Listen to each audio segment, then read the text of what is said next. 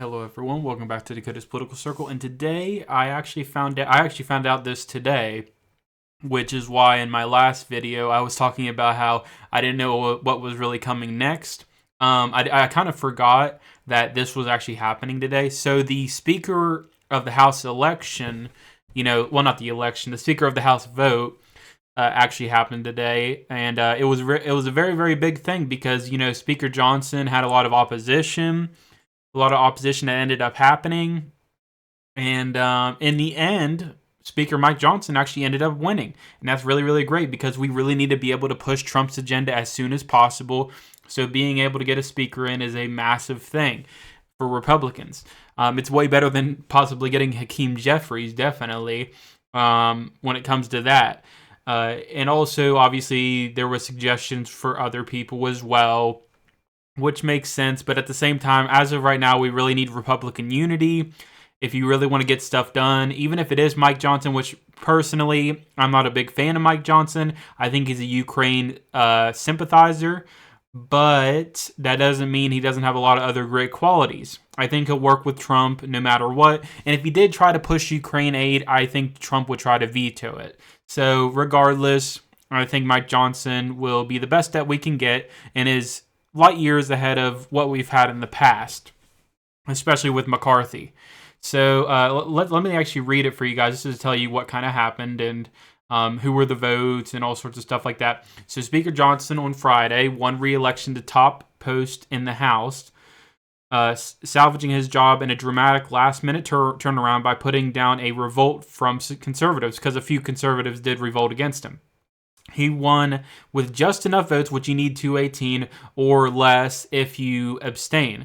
So he got 218 to 215, so he got exactly what he needed. There was one vote, which I'll talk about soon, that decided to not vote for him. That was a Republican. You'll see who I'm talking about soon, and I really don't like that guy to begin with. But he did end up winning, which is really, really great. I'm really glad that ended up happening. It's really awesome to see that happening. And then right here, you'll see who actually ended up voting for him. So the last 2-minute GOP holdouts were actually, if I can find it here, it'll say the two holdouts. So the two of the holdouts were Keith Self of Texas and Ralph Norman of South Carolina. Both basically decided to vote for someone, like one wanted Byron Donalds, the other wanted Jim Jordan. And which both of those make a lot of sense. I would love to have Byron Donalds. I would love to have Jim Jordan, but it's just not going to happen. I just don't see all of the Republicans agreeing to vote for, one of those two. So they decided to change it after the last vote, and it's a great thing that happened. And here is the one Republican that decided to go against Mike Johnson entirely. He decided to go for Tom Emmer. It was Thomas Massie. If you guys know Thomas Massie, he is a massive rhino and he's a massive Trump hater as well. He's one of the ones that wanted to certify the 2020 results. So you know about that. He's not a Trump guy, is what I'm trying to say. He's not a Trump guy. He's a rhino. He sucks. And he was the only Republican, from what I can tell, he was the only Republican that voted against Mike Johnson for Speaker. And, luckily, that means he still ended up winning, because if there was one more that abstained, he wouldn't have ended up winning, and it would have, unless they abstained, obviously. This guy didn't abstain. Thomas Massie didn't abstain. He just wanted to vote for Tom Emmer, which Tom Emmer is also a massive rhino as well. So you can tell that Thomas Massie was an idiot for voting for him. Because he has the tendencies as well. So I'm hoping in the future Thomas Massie does get primaried, because he sucks as a representative. On bills itself, I guess you could say sometimes he's fine, but sometimes he just sucks. But luckily, all the Republicans fell in line except one.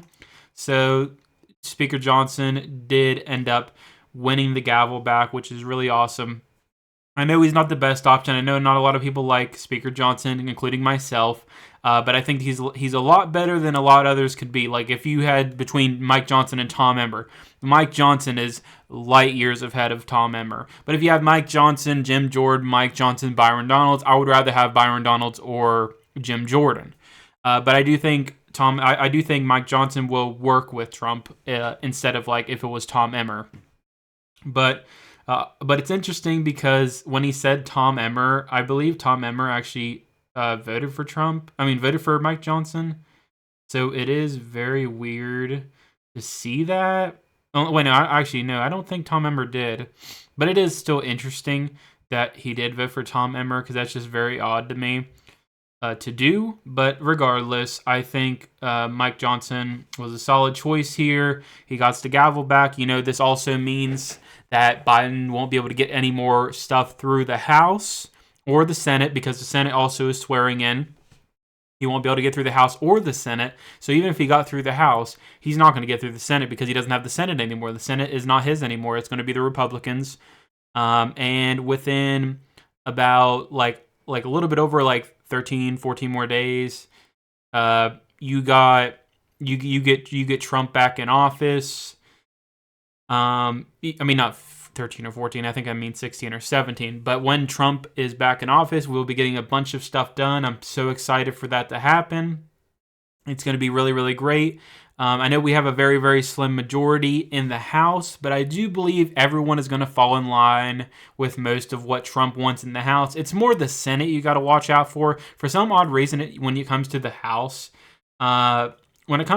usually everyone ends up falling in line with what Trump wants, except, probably Thomas Massey's going to be probably one of the few holdouts. But I think everyone else will fall in line with Trump and listen to what he wants. Because they do feel the same way he does. But when it comes to the Senate, it's a little bit different because you got the Lisa Murkowski, you got the Susan Collins. But luckily, we have a decent majority where we don't need those two. So that's the one good thing out of everything. So hopefully everything goes well since we finally got Speaker Johnson back in. And I just wanted to talk to you guys about this today because it was a big thing that happened today. And I didn't think about it before because I didn't really think about when it was going to be ended up happening, but it was going to happen today. So I just reminded myself when I saw it today. So I definitely wanted to talk about it with you guys. But I do hope you enjoyed this video. Let me know in the comments, do you think the GOP should have tried to select someone else? Or do you think it's just good to just have the unity with Speaker Johnson? Because, at least Speaker Johnson for the most part isn't bad. Just let me know in the comments how you feel about that. I will definitely have a video, well, actually 2 videos out in the next few days. I have a couple prediction videos coming. I think one is for the Senate. Actually, no. Yes. One is for the Senate predictions for 2026, and then the other is for the governor's predictions. So you'll get that in the next couple of days. And I won't be doing that every month. I just want to let you guys know those prediction videos aren't going to happen every month. For 2026. I'm just going to do those maybe every 3 months. I'm assuming that's like a good range. Probably do it every 3 months. Like a couple of videos every 3 months. And then with the predictions, maybe for presidential, I'll just do random ones every month just to make interesting things. Because, 2028 is a far ways away. You never know. Most likely it's going to be J.D. Vance taking the Republican side. But you never know. You never know.